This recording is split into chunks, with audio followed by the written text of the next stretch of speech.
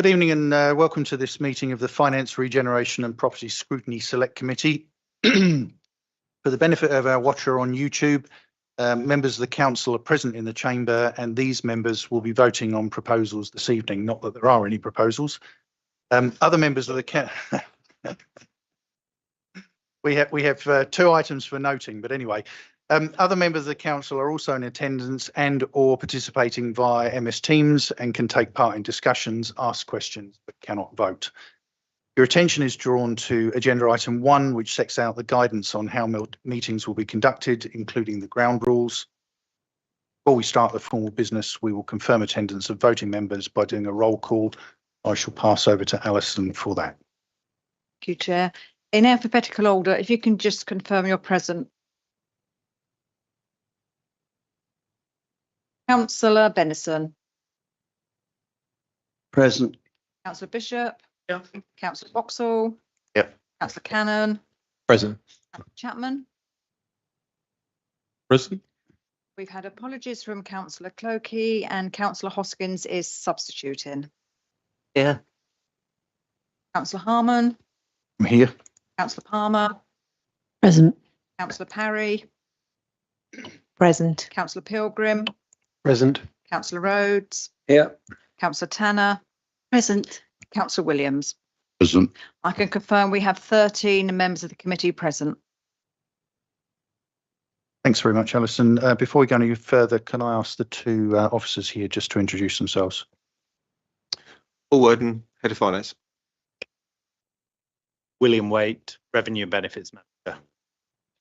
Thank you very much. Okay, so apologies have been dealt with. Franny standing in for James Clokey.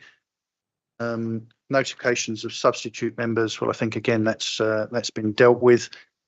Any declarations of interest you should know about? Nobody interested at all? Okay. Item 5 is the minutes of the meeting held on the when was that held? That was held on the 22nd of July. Are you happy for me to sign that? Very much. You. Okay, on to item number 6, budgetary control, savings and cabinet member update. This report is going to be presented by Paul Worden and I understand Matt Borton, who's the leader of the council, standing in for Martin Coffin, the cabinet member. So I will pass over to Paul to introduce this paper. Thank you, Chair, and good evening all. This report details the council's financial position as at the end of July 25. The revenue budget is currently showing an underspend of around £730,000. This is made up of the following key areas. Salaries are currently underspent by £92,000, primarily a result of staff vacancies throughout the council. Income monitoring is currently showing a £5,000 below budget. This is as a result of increased car parking income, which is good news, being offset by an under recovery on planning fees at the present time. Treasury income is currently £116,000 better than anticipated. This is mainly because the interest rates have remained higher than expected, and our cash flow is also better than we've got going because capital projects are currently awaiting to start. The approved budget member budget variations have been adjusted and are shown in Annex 1. They total £148,000 to the bottom line of the budget. Other variations are detailed in paragraph 3.7, I should say, and amount to £675,000. This is mainly as a result of increased grant income coming from business rates, where we underestimated the amount being received from central government, and an additional grant relating to weight services for what's known as polluter pays. Moving on to business rates, we're currently showing a small variation against business rates, but the final stages of Panatoni Park, namely the Tesco property, and the properties at Junction 5, known as Click, have yet to be valued by the valuation office. I'm hoping the Panatoni Park property will take a bit of time because that way it will affect our levels for spending for next financial year, which I'll come to on the next paper. Capital expenditure is currently showing a spend of £607,000, but the large majority of schemes are now beginning to progress, including the development of Gibson East. Part of the annual service delivery plan, I had an objective to report to Cabinet in respect of the savings target for this financial year, with initial identification of £300,000 for this financial year. An exercise was carried out reviewing previous year's spend against current budget, and we've managed to identify £182,500 within the budget. That's summarised in a table on paragraph 6.4. If you then take into account the additional over-provision and inflation on the waste contracts, where we assumed we were going to be something in the region of 3.5%, the actual figure was 1.07. There are reasons for that. It's a very difficult prediction because it is based upon diesel prices that do not get released until after we've set the budget. That adds on a further 120,000 and brings the total to £302,500, just above the 300,000 target that we've been set for now. There is a remaining work that we've got to find the remaining £300,000, which will contribute to the £600,000 target for the £2.8 million in total. I am fairly confident at this stage that £300,000 will be identified and reported to members as part of the revised estimate in January. The report also contains the annual report from the Cabinet Member for Finance, so I'm now going to hand over to the leader to present that on his behalf. Thank you, Paul. Thank you very much, Chair. Yes, I'm not Martin Coffin, but I shall try and replicate him as best I can. So Paul's explained the position in terms of the budget up till the end of July. And what I'll just do is sort of zoom out a little bit and just take a bit more of a holistic view about where we are in terms of the finances of the council, some of the pressures, and hopefully a longer list of successes. So starting with sort of grant funding, I think it's 40% of that, the equivalent of our revenue budget, is spent effectively on capital schemes. We've also been able to leverage in external funding. So, for example, we've got over £1.5 million of grant funding to assist with capital projects to reduce carbon emissions at the council's leisure facilities. These are being installed at the moment and help, obviously, from a climate change and a financial perspective. Just moving on to accounts, and this is a very quick whiz through, so we can go into any detail and I'll take any questions on these.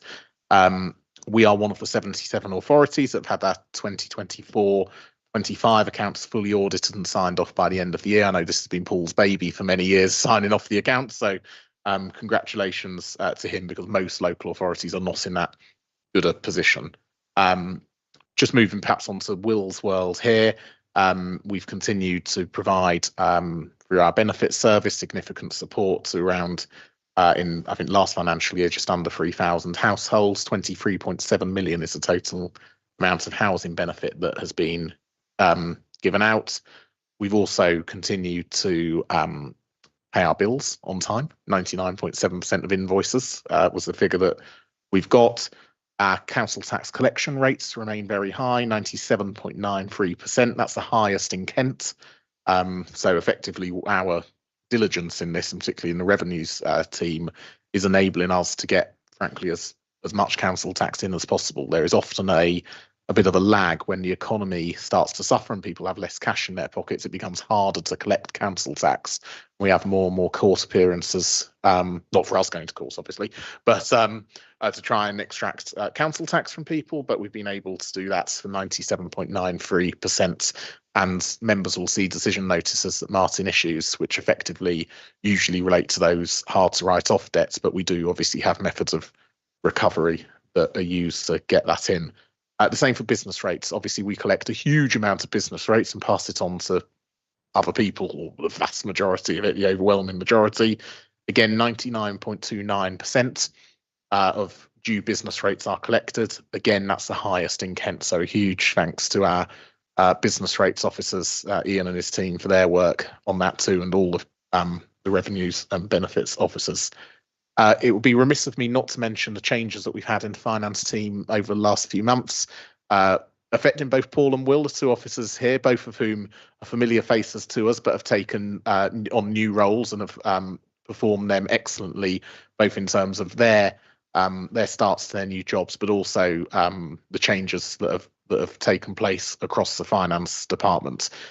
Members will have seen that that's been seamless, and much of that is due to the leadership that Paul and Will have provided. Just thinking beyond these four walls and beyond this council building, Obviously, we are continuing to make our case clear with regards to things such as the fair funding review that has been published, not necessarily beneficial. We've responded to that. Well, actually, it's on the agenda later in terms of the consultations there. Same with council tax reform too. Just moving on to investments again, an investment return of 4.67% compared to a benchmark average of other local authorities at 4.56%. This is higher than the prevailing Bank of England interest rate too. So again, our investment returns are doing better than perhaps anticipated. Paul has mentioned, and I won't go over it, the work in relation to the funding gap and the medium-term financial strategy. And a huge thanks to all officers across all departments of the council who've been able to go £2,000 over the target. Every little helps, as they say. The final thing is we always are mindful of the broader picture. We've taken some of the changes that have come out of other authorities in our stride. We know that things like waste incentive payments are very much dependent on what happens at Kent County Council. New administration there, potential for changes too. I see Kim smiling because she knows exactly what I'm talking about there. And obviously we continue with things like the Better Care Fund and disabled facilities grant funding, which we effectively provide that to residents directly as part of wider public health responsibilities that this council has.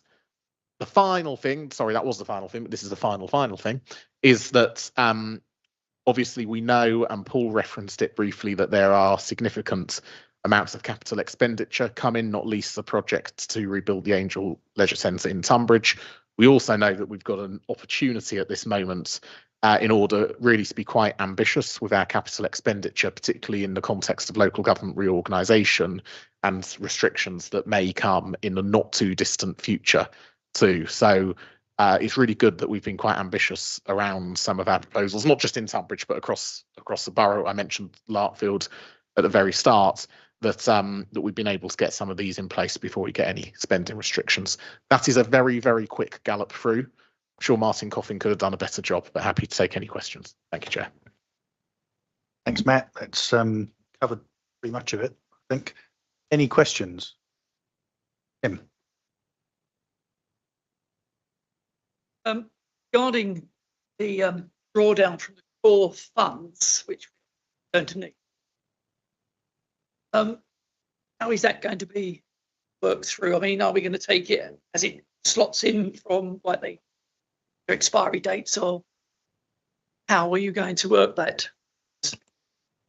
As working with Alliance, who are partners on the capital programme, the Angel Centre, they are likely to be providing us with a cash flow profile on how things are likely to progress. That will be shared with the investment team, Donna and Alex. They will then identify key times when those core investments cease, and we'll draw them down to a cash flow perspective. They will then be placed overnight with our cash flow investments. We will probably have to up the limits we have with our current money market funds because of that, because we currently got limited at £8 million for each fund. The likelihood is we will either have to increase that or diversify into other money market funds in order to do that, to make sure the funds are available for when the draw.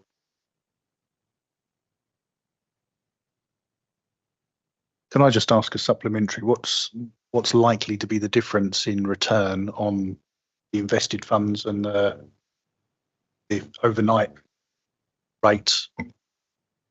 Believe it or not, we're actually getting slightly better rates overnight at the moment. That's the weird thing about it. I think I checked. I actually signed off the Treasury this morning, and base rate is currently 4%. We're currently getting 4.03. If we put something out for 12 months, we might have been lucky. We've got a few at 4.25 at the moment because they were earlier in the year, but most of them are hovering around about 4%. So the actual difference between the core and the cash flow funds are fairly similar at the present time, which is quite good. That answered that question adequately. Thank you very much. Okay, any other, Tim? Different question, actually. Has been mentioned at previous meetings that this interest that get gone a long way to helping us. Borough. When will this lack of interest need to be put into savings targets? That's yeah, I don't know. November this year, we'll be getting information on the fair funding review, which will give us our funding for the next 3 years. That's one tick for me because it gives me some certainty for the remaining 3 years of the authority, or at least 2 of the 3 years that we've got going on. By then, we will also have the details of the waste contracts, preliminary information on the waste contract as well. That, along with this, and then we will know where we're likely to be spending these funds. We will profile that through. So I'm hoping that in November and the January committees for overview and scrutiny and cabinet, I'll have a revised MTFS that will give us some sort of idea where we are likely to be for the remainder of the, if local government review reorganisation is to happen, where we will be on that particular point. So I'm saying that the MTFS that I produce for February will have the detail at that stage. That will take into account the potential loss of income that we will have from the Angel Centre, but also will have some element of what the likely income back from the trust could be, net charges if we're going to proceed with it, and everything else. There's an awful lot to do, and unfortunately I've handed that off to my interim for the time being, so it's quite happy, but we're working quite closely together on that. But we should have some definitive answers definitely on that for February.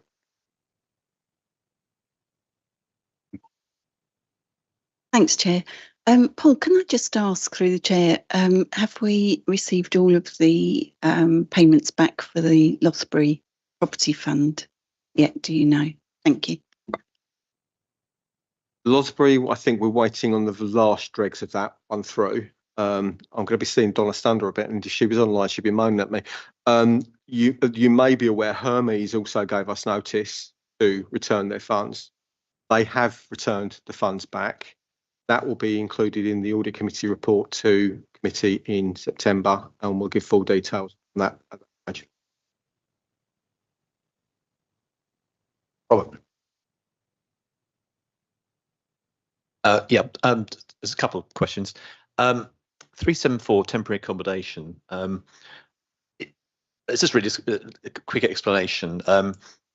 You mentioned here that we had 129 clients at the start of the year, and it's down to 122, which sounds quite encouraging. And I think at the end of the budget period, it's set to be 120. That was what the budget was based on. I just noticed that the overspend still seems relatively high, given that kind of good news. I mean, can you explain how that works? Thanks. The overspend, well, first let me just say, as far as I'm aware, as of last week, I think we're down to 115, which is great. An awful lot of those are overnightly paid accommodation. So they are the most expensive type of accommodation we've got. The ambition is that we've got Bridge House on stream now, so we'll be moving people over to Bridge House, which is a significant saving to ourselves. The properties at Pembury Road, 47 High Street, we need to utilise those through. So where we've got people placed outside at the present time, they cost us significantly more. As we begin to shift, costs will come down. So Mesa is my technical accountant on this particular one. It's got a lovely spreadsheet that has every single client, assuming that they're pushed through to the end of the financial year on their current cost and what we're due to get back in rental income. That's how we calculate. There is a small contribution from the reserve because we have some spare money sitting in the homelessness reserve at the moment. So we're looking to utilise that as well. It is a long and complex process, and it can change at the drop of a hat. If interest rates were to go back up again, mortgage rates would go back up, I suspect there will be an awful lot of buy-to-let landlords saying, I can't cope with this anymore, and that will be it. So it is a very difficult one to predict, and it is one which is a subject to major fluctuation at any time during the year. Sorry, I've got to follow up. It's on a different topic, actually. And this one, I'm not even sure it's entirely for the scope of this committee, but it's to do with Annex 3. And I just happened to notice that there was a underperformance on the parking on short stay and an over performance on long stay. I was wondering why that might be. And just a quick comment on PCNs being well below budget, which is not entirely a bad thing, of course, but it's interesting to know why that might be. Thanks.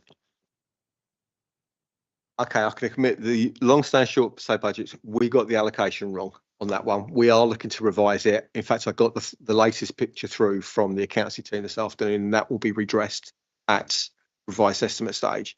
Overall, the total is right. It's just the fact we got the split slightly wrong on that. PCNs, the team were recruiting to CEO posts. As far as I'm aware, I think they're nearly up to full standard now, which means that there will be more there is likely to be more PCNs being issued because of that. On that reason, because we have more people patrolling on the car parks. Thanks. Matt. Thank you. Anybody else? Bethan. Thank you. I was just looking for a little bit of clarification on firstly Annex 1.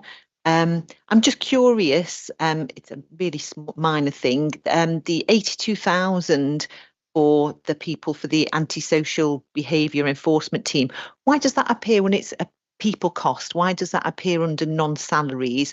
And under salaries, the most significant cost, I think nearly 190,000 for the housing staff. Is that something that obviously it hadn't been expected, but now we've got them? Is that something that will be built into future budgets? Let's start off with the enforcement team first of all. They're actually a contracted company. We use a company called Kingdom, so they are a separate company. We do not employ the staff. They are employed by the company and they are dealt with through that. So the £82,000 was their contractual price on that basis. The housing staff, they are actually being funded from from homelessness grant that we received. Well, so they are employed. Most of them are on a fixed term contract. We will employ them for that period, fund them from the grant, and depending on how things have happened and whether there is a potential that we extend, but we would use grant funding specifically to pay for that post. So on my budget, yes, there are an item after the line is saying, oh, we've got an income expenditure coming through, but the payment for that will actually come either from the actual grant or from the homelessness in the longer term. Luke. Thank you, Chair. I just wanted to ask about 375 and how much the leak was and why didn't it get detected before it amounted to that amount? I can't answer that question. I don't know how long the leak was. In fact, it came as a bit of a surprise to me. I will go back to the director concerned, ask for the details and come back to you after the meeting. Okay.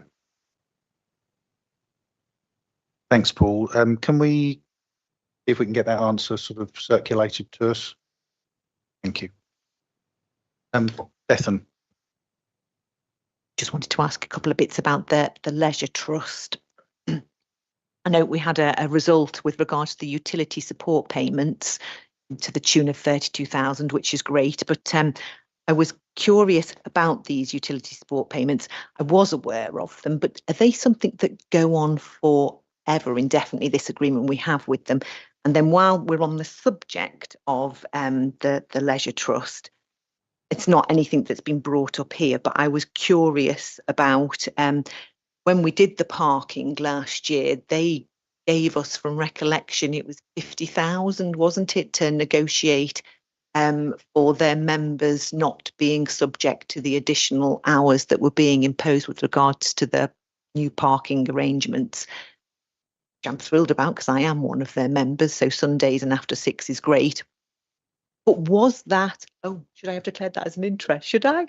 But was that for the year, or was that an ongoing thing? Because we're past the year since we made the changes to the parking. So I don't know what the agreement, I don't recall whether it had a time frame on it and whether there should be more money coming in from that. Thanks. I'll deal with the parking issue first. As far as I'm aware, yes, I'm going to be asking for the trust for some more money. I think they have budgeted for it, as far as I'm aware. So it's now in their bottom line estimates on that basis in order to provide the parking for members. That's included. On the energy, this came about post COVID, funnily enough. With the invasion of Ukraine, as everybody knows, utility prices went through the roof.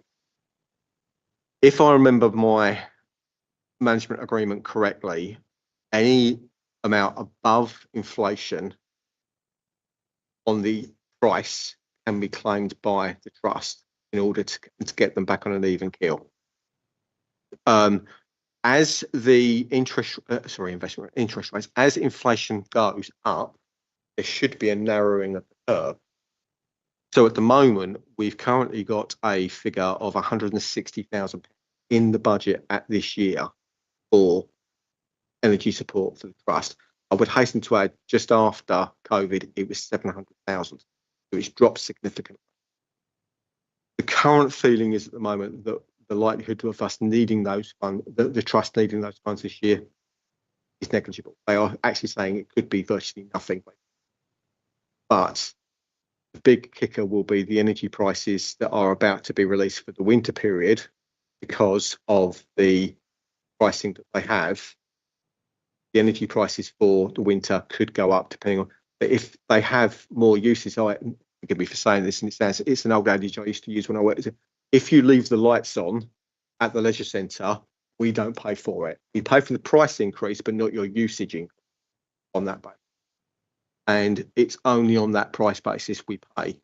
So it should be fairly settling down, I hope, and I'm awaiting that information because I've got £160,000 for this year. It drops to 80,000 in the MTFS next year, and then after that, it stays at 80,000. But if the trust don't need it, likely to, and it can then contribute to So it's nothing to do with what their bills are. It's purely this relationship between. It's purely to do with the energy price per unit that is being paid. It's not but for their consumption, because they should account for their consumption through. It's purely the price per unit they consume. So these energy efficient things that we're putting into place aren't benefiting us necessarily with this arrangement. That it's helping both, funnily enough, because they are seeing a reduction in their use of electricity down at, for example, at Larkfield. They are seeing a reduction because they're using the solar power to power the lights during the summer period, and battery storage, exactly, helping them for evenings as well. So it is coming through us through a different route, and that will be reflected hopefully within their service fee once we get negotiations going. Tim. I may, as a member of the trust, Ethan asked about the going in the contract.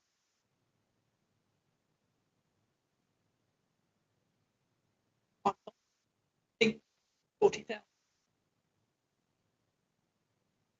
Yeah. Thanks, guys. Anybody else? In that case, are we happy to note those reports? Thank you very much. Okay, well, let's move on to item 7, consultation paper responses. And I think Paul is going to introduce the submissions for the fair funding, and then Will is going to do a little bit on council tax. Thank you, Chair. 2 recent papers. Fair funding 2.0, as it's officially known, and council tax modernisation.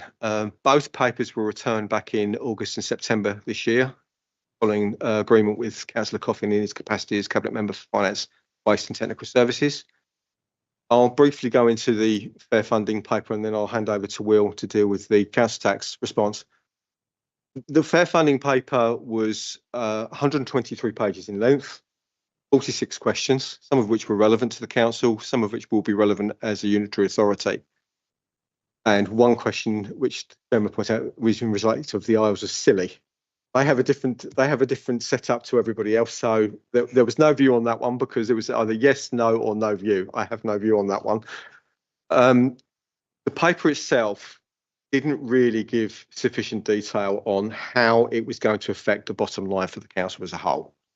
That will be coming in a policy paper that will come at the end of October, and I will get the provisional settlement, I hope, at the end of November. We've been told it's going to be earlier this year, because I normally get it around Christmas Eve. Brilliant Christmas present. But we lobbied, well, local authorities lobbied and said, look, we need to have more time on this, and we have it a little bit earlier. The big changes for this are they are looking to subsume some grants into the overall funding level. So things like new homes bonus, which they seem to think is a inefficient way of recognising housing growth in the area. I can tell you this now, the Kent districts don't see it that way. We've seen there have been some massive growth areas in Kent, including our own, where we have benefited from that grant because of the houses that we've put on the ground. Another area they're looking to do is they're looking to take a proportion of the homelessness grant into the financial settlement. I can't say whether it's going to be in revenue support grant, business rates, whatever, because they haven't given us that level of detail. That does give us a little bit of a problem because previously we knew that was going up. Belief is that we're probably going to have tapers because the overall area is looking at the resource needs, and being the rich southeast, as we're likely to know, where it's likely to impact us on more. Other areas that are likely to affect the authority are the impact on social care. It's fairly clear that impacts on social care, SEN children and home to school transport are fairly important to government, to the point they've actually set up new headings in the needs formula to actually identify that along with homelessness, which is great for the district councils. I just want to point out on this, and I've found this fairly quickly, and when I happened to point this out to my colleagues at Kent Finance Officers, I said, I've done the math on this, and their comment was, of course you have. Overall, spending is on the fair funding review is likely to be increased from where it is now to where it is in 3 years' time, because they're going to be issuing 3-year settlements, by about 2.6%. So government funding, or correction, the core spending for local government is going to go up by 2.6%. But linked in that paper is the fact that they are assuming the council tax is also going to go up by the levels that the government is pushing thresholds by. So for unitary authorities, police authorities, county authorities and Mets, that's going to be a 5% increase. Districts, it's 3%. Well, I did a bit of math and actually worked out that because of that, the government funding will go down. Overall, we're currently funding, I think, about 58% of council tax is funded by local government. So core spending, 58% is council tax. That's going to rise to 62% by the end. On top of that, so the cake's getting slightly bigger, but that's partly through council tax. But if you then take into account that they want to put more money into social care, children's services, SEN care, home to school transport, the slices for the unitary authorities, Mets and counties is going to get bigger. The only place they're going to be able to take that from is the district. So everybody's aware that I've predicted we have predicted that there's going to be some significant changes to our funding in the longer term. The only thing I can tell you now, whatever I've predicted is going to be wrong. But how wrong it is will be a different ballgame. So as I said, when I get to November, I'm likely to be waving some pieces of paper around saying it's better than I thought, or it's worse than I thought, at which point we will have some sort of idea. So the policy paper didn't really tell us too much. So the paper itself didn't tell us too much. Business rates, it certainly didn't tell us anything about, which really surprised me because they are hammering business rates reset at the moment as well. So I have responded on that, and I would like to point out, I would like to say that we also got the papers from our neighbouring boroughs, and all of us are singing virtually from the same song sheet. So the unitary authority that's being proposed, all of us are saying very similar actions. Some of the Kent districts have got slightly different viewpoints. The loss of business rates to some of the districts, namely Dartford and Swale, is likely to have a significant impact on them. Where we are now, just getting above baseline, it's actually probably going to be a bit of an advantage for us, particularly if they don't value that last property on Panatoni Park this financial year, which I'm hoping and praying that they don't. And it normally takes them about 18 months to actually get that done. We've only just put in the notice to say that it's complete. So all things being equal, I'm hoping it's not going to appear till next financial year. I'll now hand over to Will to quickly go through his element on the council tax, and then any questions we'll take. Thank you. Thank you, Paul. Yes, so This is to confirm that the council tax consultation, which was reported to members at a previous meeting, the response was submitted by the 12th of September deadline. The government sought views on a few different matters as part of that consultation. I'll give you a quick summary. First of those being the statutory instalment plan. So that's currently our residents get 10 months to pay their year's council tax over, and the government sought out whether that should be changed to a default 12 months. That there are a few different issues to consider there. There's the cash flow to the council, of spreading it out further, but also one thing that we really focused on in our response was the fact that keeping the default over 10 months allows us a little bit of flexibility to help our residents. If they find difficulty paying halfway through the year, it gives us a couple of months leeway at the end of the year, which we feel is quite important. It is also worth noting that in the current system, our residents can opt for 12 months by default anyway. They just need to let us know that. That is in the system at the moment, but our response is in there. The next one was about the council tax disregards, and particularly the severely mentally impaired disregard. They focus very much on the name of this and whether that brought stigma and a barrier to take up of that particular discount that we can give people. We find from experience that the main issue actually and barrier to take up of that one is not actually the name, it's more the fact that they have to get their GP sign a form to say that they have a condition that makes them eligible for that discount, and that's reflected in our response.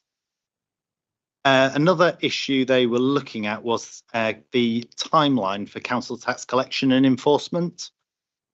They were asking us whether we think that that timeline should be extended and we shouldn't be able to chase people for payments as quickly. Obviously, that has, if that was going to be lengthened, that would have financial implications on the council. It also potentially would get us into a situation where residents are getting into a little bit more debt than otherwise if we allowed that debt to accrue for a longer period of time. And then finally, as part of this summary, they were asking about court costs and whether those should be. And our responses for those are all at Annex 2. As I sort of outlined, we've tried to balance the financial needs of the council, fairness in the system to residents, and practical and operational factors in administering the system as well. Tried to balance that all out in our. Thank you. Thanks, Will. I'm just going to make a question, really. Do you know if our neighbouring authorities replied in the same way on the 10-month, 12-month question? I don't know whether our neighbouring authorities replied in exactly the same way. I'd be very surprised if they replied differently. I know that we also sought the views of the IRRV, who are the professional body in revenue and benefits, and their response was very much along the same lines as ours. So we're very consistent in that respect. Thank you. I think Paul's got a comment there as well. Yeah, we had actually spoken to Kent Finance officers about this, and most of us who are in the county were saying no, we'd rather stick with the 10 instalments, simply on for the reasons Will's given. It gives us that leeway in the event of anybody delaying their council tax. We can actually give them an extra 2 months to pay it through, which is a godsend to a lot of people. Thank you. Any questions? Rob. Just a quick one on council tax bandings. I think you had answered to question it. Just one little comment. Introduce a time limit for retrospective appeals, for example, 6 years to protect local authority finances. Is it the case at the moment there's no retrospective time limit for that kind of thing? Yes, there's no time limit. If the valuation office agency who set the bandings decide that a mistake was made back to when council tax first came in April 93, they can go back all that time, which can have quite an operational impact in terms of, well, financial impact in terms of having to refund a lot of people their money. Also, sometimes people have moved out of properties, we don't know where they've gone. And it really creates quite a headache in that respect to be able to go back so far, because we're talking over 30 years now. Really seems like quite a long time to go back, given that most financial changes are limited to around 6 years. Thanks, Will. I've just got one other question. Do we know if there's any likelihood of revaluation on the cards? Good question. We've heard nothing about a council tax revaluation, and personal opinion, I think we would be very unlikely to hear about that. I think it's a very politically contentious subject, and although as officers we can see the benefit of doing that, and there will be some winners from that as well as some losers, I think politically it's a difficult one. Phrase you're looking for is hot potato. Okay. Any other questions? Okay, so we're happy to note that report. Very much. Okay, on to item number 8, the work programme. The work programme has been set out as attached. If there are any suggestions from the floor or any suggestions, please can they be emailed? I'm guessing there's none from the floor, so if you'd like to email any, that would be fantastic. Move on. There are no urgent items. We don't need to exclude the press or public, so I am going to close the meeting at, let's get it exact because that clock's wrong, 11 minutes past 8. Thank you very much.